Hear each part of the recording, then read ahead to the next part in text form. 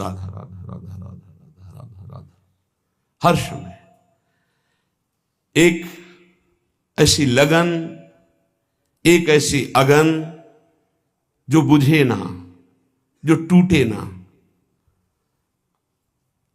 नाम के प्रति एक विशेष प्रियता। हे भगवान की ऐसी प्रचंड माया है कि रोज नाम महिमा सुनते हैं, पकड़ नहीं पाते हैं, रोज सुनते हैं। कैसे बड़ा विचित्र खेल है। हम सब सुनते हैं, हम सबको पता है यहां से नाम रूपी धन लेके जाएंगे और कुछ नहीं। उसकी तरफ से कितने हम उदासीन हैं। जो हमारे साथ नहीं जाएगा उसमें कितनी लगन है, जो हमारे साथ जाएगा उसमें कितने हम उदासीन हैं। उदासीन, कोई पीड़ा नहीं नाम के बिना हमारा समय नष्ट हो रहा है। आप सोचो, कोई व्यापारी अगर वो 100 रुपए का घाटा हो जाए तो बर्दाश्त नहीं करता, क्योंकि वो और 100 रुपए प्लस मुनाफा ही चाहेगा। आप नाम के व्यापारी मानवदेह प्राप्त करके नाम का व्यापार करने के लिए आए हैं, आपका नाम छूट गया, आप घाटा बर्दाश्त कर लिए, इसका मतलब नाम के प्रति महत्व तो नहीं है आपका। बहुत विचित्र माया। जब नाम महिमा सुनो तो लगता है आज से केवल नाम ही जप करेंगे। थोड़ी देर के बाद एक ऐसी हवा चली कि भूल गए कि हमने कुछ सोचा भी था नाम के प्रति। लाखों बार नाम की महिमा सुनने पर भी नाम में रति नहीं होती। लेकिन जिसमें भक्ति का प्रादुर्भाव हो गया तो पहला लक्षण है वो नाम में रति कर लेता है। ये भगवान की माया नाम में रति नहीं होने देगी, पक्का। ये भगवान की भक्ति ही नाम में रति होने देती है। लाख समझाओ, नाम में रति नहीं हो सकती। और सब कुछ करने का मन करेगा, नाम सुमिरन का ये निश्चित निश्चित निश्चित भगवत प्राप्ति। अगर आपकी नाम की माला चल रही श्वासों में, बस निहाल हो जाओगे। कुछ पकड़ो या ना पकड़ो, निहाल हो जाओगे। मान लो हमारी बात। अच्छा, शरीर से कार्य करो, उसके लिए तो नहीं कह रहे कि आप पद्मासन लगाकर बैठो, सिद्धासन लगाकर बैठो। शरीर से कार्यरत रहो। मन में नाम चलता है सिद्धों का, साधकों का मन में नाम नहीं चलता। 2-4 बार चलेगा फिर भाग जाएगा मन विषयों में, आप भूल जाएंगे। ये खूब अनुभव की बात कह रहे हैं, इसमें किसी का तर्क काम नहीं करेगा। अनुभव के आगे तर्क काम नहीं करता, पढ़ी लिखी बात पे तर्क काम करता है। सामने मनोनुकूल विषय आया, भजन छूट गया। मनोनुकूल शरीर आया, संबंधी आया, पद आया, छूट गया नाम। जबकि त्रिभुवन की राज्य लक्ष्मी देने पर भी आधे पल के लिए जो प्रभु का विस्मरण ना करे उसे भक्त कहते हैं, उसे भागवत कहते हैं, महाभागवत कहते हैं। ये 20 लक्षण में सबसे पहला लक्षण है नाम जपने में रुचि, स्वाद आ जाता है। स्वाद, ऐसा स्वाद आता है कि रातों जग जग करके उपासक नाम जप करता है। भोजन पाने में डरता है, नाम न छूट जाए। मित्रता करने में डरता है, नाम न छूट जाए। सगे सने संबंधियों से बात करने में डरता है, नाम न छूट जाए। बलिहारी है उसके चरणारविंद की, जो ऐसी नाम में स्वाद वृत्ति आ गई है। ये बड़ी विचित्र माया है। गोस्वामी तुलसीदास जी कह रहे हैं, हे हरि कस न हरहु भ्रम भारी। भारी भ्रम पैदा हो गया, लाख बार समझाओ फिर भी भारी भ्रम है। बहुत विचित्र है, बहुत विचित्र। जो जानता नहीं है उससे गलती हो जाए तो बात चलो गलती हो गई, लेकिन अपने लोग तो जानते हैं ना, सत्संग सुनते हैं, सत्संग कहते हैं, फिर गलती के तो चांस नहीं होने चाहिए। लेकिन सत्संग सुनो और सत्संग करो।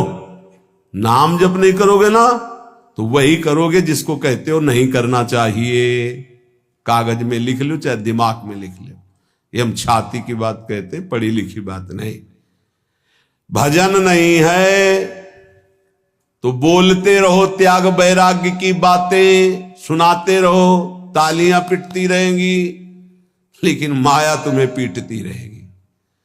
भजन है कुछ बोलना आता हो ना आता हो, सीधे भगवान से तुम्हारा संबंध हो, जो है वही प्रकाशित हो जाएगा। एक अद्भुत आनंद। जब निज सुख प्रकट होता है तो मन भोगों में नहीं आता। निज सुख बिन मन होई कि थीरा। यद्यपि मृषा सत्य भाषे, जब लगी नहीं कृपा तुम्हारी, हे हरि कस न हरहु भ्रम भारी। मेरे स्वामी, संसार को सत्य और सुख रूप मान करके आपको भूल जाता हो, भारी भ्रम है, बहुत भ्रम। आप देख लीजिए, देख लीजिए, आपके अनुकूल भोग केवल होना चाहिए, हो चाहे आंख का हो, चाहे कान का हो, चाहे नाक का हो, चाहे भोग का हो, चाहे किसी।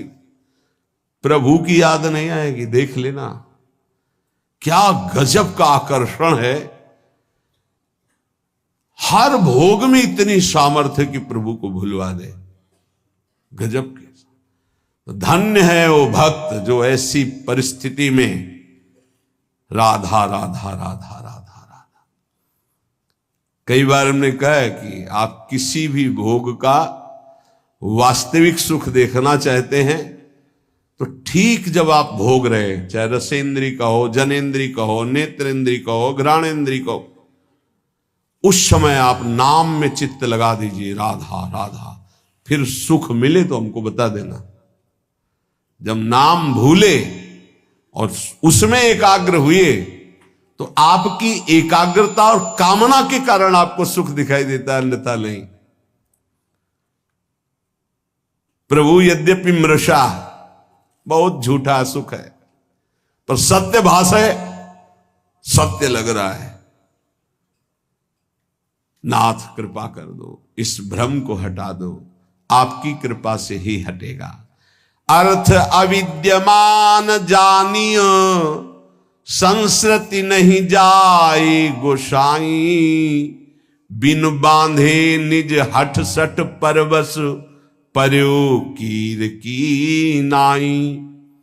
प्रभु, यद्यपि यहां जितना कुछ सब मिथ्या है, सत्य है, यहां सब झूठा है। जो पहले था वो अब नहीं, जो अब है वो आगे नहीं रहेगा, खत्म होता जा रहा है। वो शरीर गए जिनको मां पिता कहते थे, गए वो, उनके मां पिता गए। ये जाने को तैयार हैं, जो जन्मे हैं वो बढ़ के जाने को तैयार है। होश में यहां कोई टिक नहीं रहा है, सब जा रहे हैं, क्रम से जा रहे हैं, समय से जा रहे हैं अपने अपने। लेकिन यहां जो लेने आए हो, कमाने आए हो, जिसे देव दुर्लभ कहा गया है, उससे क्यों उदासीन हो, उसको क्यों नहीं पकड़ रहे। पर हरि, यद्यपि यह सब झूठा है, पर आपकी माया का इतना आकर्षण है कि सत्य भास रहा है। देखो, बैंक में 1 लाख रुपया जमा है, उसका 5 रुपया भी खर्चा नहीं करना है। अगर 5 रुपया मिल जाते तो 1,05,000 रुपया हो गए, 10 और हो गए, 1,15,000। वो जोड़ते अब 2 लाख हो गए, अब 3 लाख हो गए। मरते समय उन्हें 3 लाख का चिंतन हुआ, सांप बन करके उसी घर में बैठे। कितना नाम जप किया, ये खास बात है। पर प्रभु, ये बड़ा भ्रम है, बड़ा भ्रम। छोटे मोटे की बात नहीं करते, जिनको ज्ञान है उनकी बात कर रहे हैं, और तो सब उसी में फंसे। अर्थ कौन सा सुख देता है? संख्या का। ये पकड़ी गई है बात। गिनने का बड़ा सुख होता है, एक बार गिन के फिर दोबारा गिनो तो बड़ा मीठा लगेगा। उनको संख्या का बड़ा आकर्षण है, हर विषय का आकर्षण है। चिंतन, भैया खास बात हमारी पकड़ लो, जगत में जो कुछ तुम्हें सत्य भास रहा है, सुख दे रहा है, उसका कारण तुम्हारा चिंतन है। भगवान ने स्पष्ट कहा, ध्याये तो विषयान पुंसान संगास्ते सूप जायते संगात संजायते कामा। खास बात, अगर विषय चिंतन ना हो, धन चिंतन ना हो, भोग चिंतन ना हो, और फिर आपको तो कोई उसका महत्व नहीं। समलोष्टास्म कांचना, जिनका चिंतन भगवान में रहता है तो माटी का ढेला, सोने का और रुपया सब उनके लिए एक समान रहता है, कोई उसका महत्व नहीं रहता। महत्व न रहते हुए केवल व्यवहार दिखाई देता है, आंतरिक महत्व नहीं होता। प्रभु मैं ये जानता हूं, अर्थ अविद्यमान जानी, संस्कृति नहीं जाए गोसाई, बिनु बांधे निज हट सठ परवश पर्यो कीर की लाई। मैं जानता हूं कि मेरा शरीर भी छूटेगा, धन भी छूट जाएगा। मैं जानता हूं कि पुत्र आदि परिवार के मेरे नहीं है। नहीं, परिचय बताओ, ये 20 साल पहले कहां थे? अगर आपका बहुत घनिष्ठ प्रेम है कि मेरा इकलौता लाडला पुत्र है, तो ये 20 साल पहले कहां था, आप बताओ। इसके बाद ये जो कहां जाएगा, आप बताओ। कितने दिन रुकेगा, आप बताओ। कुछ नहीं, बेमतलब। जैसे स्टेशन में कोई आके मिल जाए और बैठ जाए और हाथ मिलाए, चाय पिए, तो मुझसे अपनापन कर ले, उसकी गाड़ी आई, चले गए, रोना शुरू कर दे। बोले क्यों? बोले वो हमारा दोस्त था, चला गया। ऐसे जानबूझ के हम फंस रहे हैं। प्रभु जैसे जो तोता है वो जानबूझ करके बंद जाता है, कई बार होता है। प्रभु ऐसे जानबूझ करके हम फंस गए। अब ऐसी और भगवान बीच बीच में सब आसक्तियों को हटाने के लिए विरोध करवाते रहते हैं। कटु वचन, प्रतिकूल व्यवहार, पुत्र से, पत्नी से, पति से, सबसे समझ समझ, कोई तेरा नहीं। वो चाहे जितना पिटे, वो चाहेगा उन्हीं को। तब लगता है यार कैसी विचित्र माया है। ये अब भी नहीं समझ पा रहा कि कोई हमको इससे हटाना चाहता है। जिस राग को नहीं छोड़ सकते थे, हटाना चाहता है। अब बोल राधा राधा, निकल पड़ भगवान की खोज में, तेरा मंगल हो जाएगा।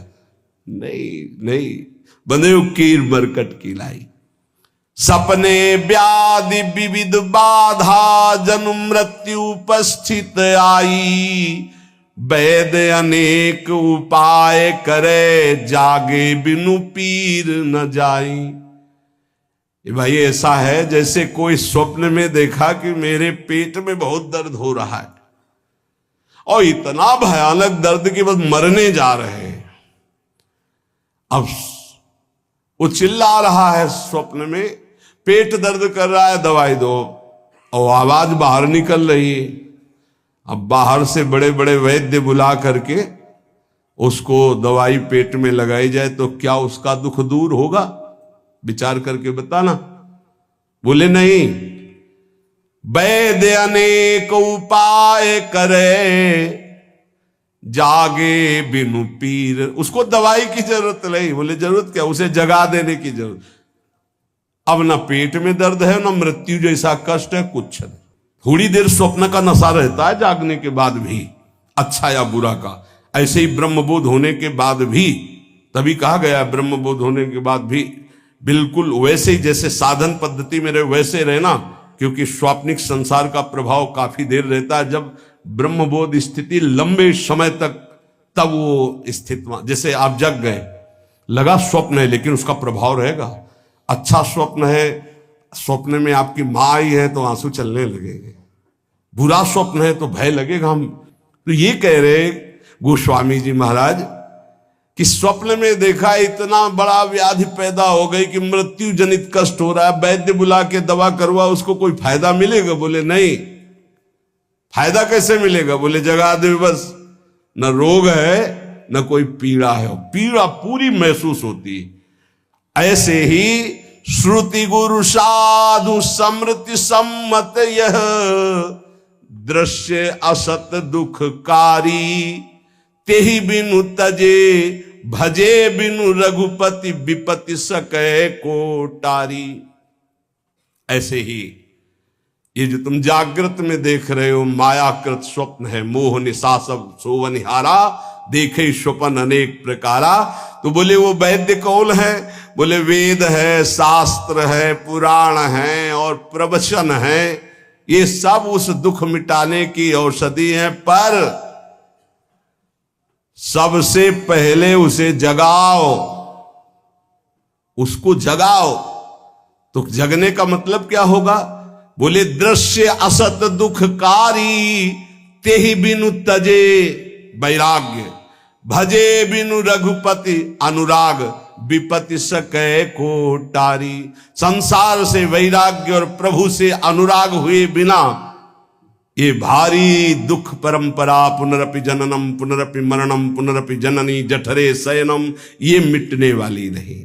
बहुपाय संसार तरन कहां, विमल गिरा श्रुति गावे, तुलसीदास मैं मोर गए बिनु, जीव सुख कबहू न पावे। मैं और मोर तोर तय माया, जब तक मैं मोर तय तोर नहीं जाएगा तब तक कभी सुख की अनुभूति नहीं होगी। ये ऐसा भ्रम फैल गया मैं मोर तय तोर का कि नाम में रति ही नहीं होती।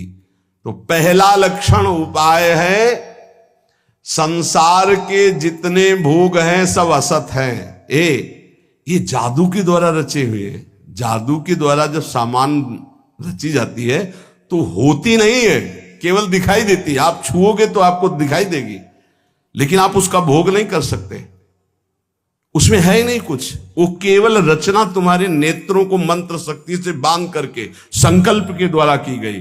तो ये संकल्प के द्वारा रचना हुई भाई पूरी सृष्टि की। एको हम बहुश्यामा, यहां केवल परमात्म तत्व और वो दिखाई नहीं दे रहा, हमें भोग तत्व दिखाई दे रहा है। रसेंद्री का, नाना प्रकार की इंद्रियों का भोग, ये बहुत बड़ा स्वप्न है, बड़ा दीर्घ स्वप्न है।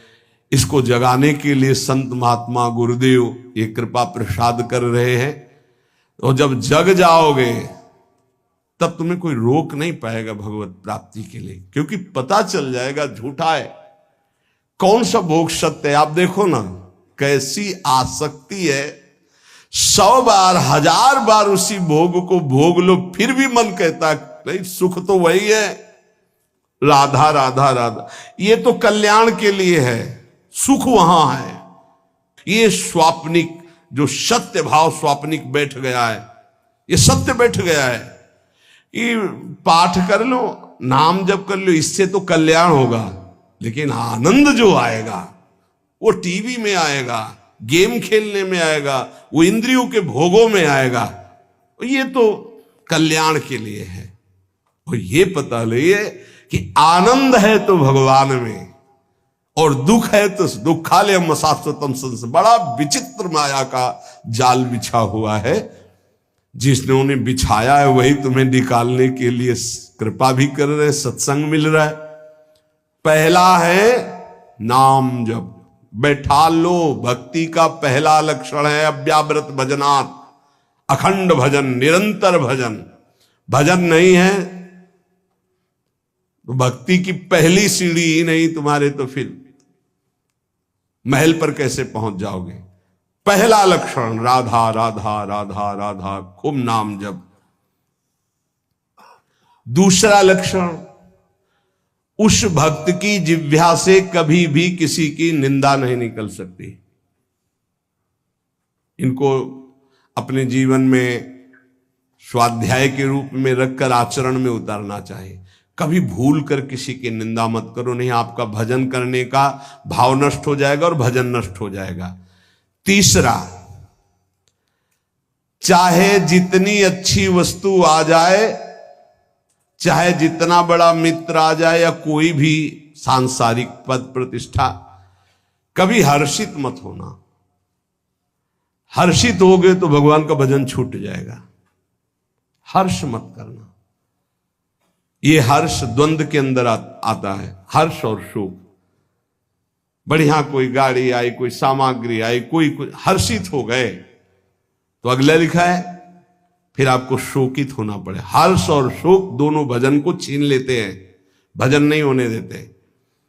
भगवान की माया के द्वारा प्रेरित होकर के जब आप नाम जप करेंगे, किसी की निंदा नहीं करेंगे तो आपके सामने ऐसे पदार्थ, वस्तु, व्यक्ति, ऐसे पद आएंगे कि आपको हर्षित कर दे। हर्षित मत होना, प्रसन्न होना, आनंदित होना ये प्रभु से होता है, माया के द्वारा हर्ष होता है। हर्ष शोक भय नहीं मन माही, अस सज्जन मम उर्वस कैसे, लोभी हृदय बसे धनु जैसे। भगवान कहते मेरे भक्त के अंदर हर्ष नहीं होता, हर्ष शोक भय नहीं मन माही। तीसरा ये, भगवान की माया के द्वारा कुछ भी आपके पास भेजा जाए आप हर्षित नहीं होइएगा, ये ध्यान रखिएगा। ये माया रचित वस्तु से हमें आनंदित नहीं होना। यदि नहीं हुए तो तुम शोकित नहीं होगे जब कोई नष्ट होगा, और जब हर्ष शोक नहीं होगा तो नाम चलेगा। जैसे एकांतिक में कई बार प्रश्न करते हैं कि हमारा पुत्र मर गया, भगवान पर श्रद्धा नहीं रही, हमारा तो भजन ही चौपट हो गया, अब हमारी श्रद्धा नहीं रह गई, वो हमारा सब काम चौपट हो गया, जब से भजन शुरू किया सब बाधाएं खड़ी हो गई, हमारी श्रद्धा नहीं रही। क्यों? पाप नष्ट हो रहे। भजन शुरू किया, माया ने विघ्न रूप प्रारब्ध को सामने खड़ा कर दिया। अगर चुपचाप सह गए, शोक आ गया है, नाम चल रहा है, चिंता मत करो, शोक आनंद में बदल जाएगा। हर्ष आया है, हर्षित मत हो, नाम जप करो, यही निरंतर आनंद में बदल जाएगा। हर्षित हुए तो शोकित होना पड़ेगा, शोकित हुए तो सब निराशा छा जाएगी, न प्रभु में आशा रह जाएगी न भजन में। चौथा, यदि कभी तुम्हारे सामने ऐसी परिस्थिति है किसी की कि वो बड़े दुख में है और तुम उसका दुख दूर करने में शरीर से, धन से, वस्तु से सक्षम हो, तो तुम्हें कभी उसकी उपेक्षा नहीं करनी चाहिए। ये बात जरूर ध्यान रखें, इससे बहुत लाभ होता है। किसी के दुख को देख करके उपेक्षा न करें। यदि अपने को अवसर मिला है तो श्री जी का बगीचा है, उसके सामने कोई सावन के समय, हो सकता है 18-20 वर्ष के बाद हो, बाहरी कोई संत भगवान वयोवृद्ध आए थे, तो उसी बगीचे के गेट के पास ऐसे जो परिक्रमा का किनारा है पड़े थे, और बहुत उनको शौच, और वृद्ध थे, कोई देख नहीं। अब कौन यहां, तो सब परिक्रमा लगा रहे, सब अपने राग रंग में मस्त। सुबह देखा था परिक्रमा करते समय तो सोचा ऐसे ही, फिर भिक्षा को गए तो दोपहर को देखा ऐसे, फिर भी लगा कि आराम कर रहे होंगे। शाम के देखा तो फिर वही, तब लगा शाम के दर्शन करने जाए, तब नजदीक गए तो देखा वो बोल नहीं पा रहे थे। एक मित्र संत जो थोड़ा अर्थव्यवस्था वाले थे, उनसे प्रार्थना की, रामकृष्ण मिशन में भर्ती हुई, जो 8-10 दिन हो, तो उनका जो दुलार मिल रहा था ना, वो हृदय में जो आनंद प्रकट का, ऐसा लग रहा था मेरे प्रभु स्पर्श कर रहे हैं। हमारे पास सामर्थ्य नहीं है तो शरीर से, व्यवहार से, बुद्धि से, अगर अर्थव्यवस्था है तो अर्थ भी लगा करके, प्राप्त सेवा का त्याग करने से भजन में हानि हो जाती है। प्राप्त सेवा, अगर कोई पशु पक्षी मनुष्य ऐसा है जिसके सानिध्य को भगवान ने दिलाया, जैसे पूज्य भाई जी से हनुमान प्रसाद पोद्दार जी महाराज, एक वयोवृद्ध टीवी के रोग के जिनको घर वालों ने निकाल दिया था, वो ऐसे ही रोड के किनारे, बहुत ही बुरी दशा थी। तो किसी भक्त ने बताया कि ऐसा ऐसा कई दिन से देख रहे हो, बहुत। भाई जी नजदीक गए, उनको उठा के लाए, अपने एक कमरे में रखा, जांच करवाई तो टीबी बहुत बढ़ी हुई थी। अच्छा, ये संक्रामक रोग होता है, जैसे थूक आदि, तो सब वो ऐसे दस्ताने और मास्क लगाकर भाई जी ऐसे ड्यूटी बंधी कि 2-2 घंटे 3-3 घंटे सब इनकी सेवा में रहेंगे। अपरिचित, रोग ग्रसित, अनाथ, प्राप्त सेवा ये भगवत स्वरूप है। भाई जी से कहा, भाई जी संक्रामक रोग होता है, आप मास्क नहीं लगाए, आप सावधान। बोले देखो आप मरीज की सेवा कर रहे हो, हम भगवान की सेवा कर रहे हैं, हमें कुछ नहीं होने वाला, क्योंकि मैं अपने भगवान की सेवा कर रहा हूं। आप मरीज की आप जरूर पहनिएगा, क्योंकि आप मरीज की कर रहे हैं, हम श्री भगवान की, हमारे श्री भगवान है। बड़े बड़े महापुरुषों से शिक्षा मिलती है, कभी ऐसा अवसर मिले तो जरूर वहां प्रमाद नहीं करना चाहिए कि हमारा क्या नहीं, भगवान उस रूप में आपको कुछ विशेष स्थिति प्रदान करने के लिए सेवा का अवसर दिए। ये चौथा, प्राप्त सेवा का कभी त्याग ना करें। जैसे एक दो बार ऐसा हुआ है कि कई दिन से भूखे हैं बाबा, कहीं मिलेगा क्या, कहीं भोजन की व्यवस्था है क्या? भोजन की कहाँ व्यवस्था है तो मुझे पता नहीं, लेकिन आइए आप, जो कुछ भोग का श्री जी का एक एक लड्डू लगा दिए, मिश्री लगा दिए, ऐसे वो रखा, आप इसे पाइए, अभी हम मांग के लाते हैं। हमारी जितनी सेवा में सामर्थ्य है उतना हम आपको, अगर आपके पास भोजन की व्यवस्था है और कोई दुखी है, भूखा है, प्यासा है, आप दे दीजिए। कोई ठंडी में कांप रहा है, आपको लग रहा है कि इसको जरूरत है, वास्तविक वो निरपेक्ष है, अपना शाल अपना स्वेटर पहन, फिर आप देखिए आपको हृदय में कैसा आनंद, कैसे आपके सुकृत उदय होते हैं। बहुत रहस्य की बात है। प्राप्त सेवा का त्याग करने से श्री जी के भजन में विक्षेप पड़ जाएगा और उपासक का भाव क्षीण हो जाएगा। वो चाहे किसी पशु पक्षी की हो या किसी मनुष्य की, अगर सेवा प्राप्त हो गई है तो उस समय उपेक्षा ना कीजिए, है ये तो ऐसे संसार है सब भोग नहीं। आप पूज्य राधा बाबा के पावन चरित्र में अवध धाम कनक बिहारी जी के दर्शन कर ले, रास्ते में गधे के रूप में, भगवान ही सब रूपों में, तो बहुत ही घाव कौआ ऐसे जिंदा नोच रहे थे। बाबा ने देखा तो सब, अब बाबा प्राय मौन रहते थे, अपना अचला उतारा, पूरा उड़ा दिया, और बस एक ऐसे ऐसे मक्खियां उड़ा रहे। भाई जी को चिंता रहा करती थी, क्योंकि बाबा भावावेश में कभी भी कहीं भी खड़े हो गए, कहीं तो पीछे मुड़ के दे, राधा बाबा कहाँ है, पता नहीं कहाँ है। अब दौड़ भाग हुई तो देखा कि अरुण वस्त्र का जो भगवा वस्त्र है वो उस गधे को उड़ाए हुए वहां पैसे। तो कहा कनक बिहारी के पट बंद हो जाएंगे इतने, जब तक ये परम धाम नहीं जाएगा तब तक हम कनक बिहारी के दर्शन नहीं करेंगे। अभी जब इतने बड़े महापुरुष का वस्त्र ऊपर पड़ गया और हाथ लग गया, तब भोग कौन सा रह जाएगा।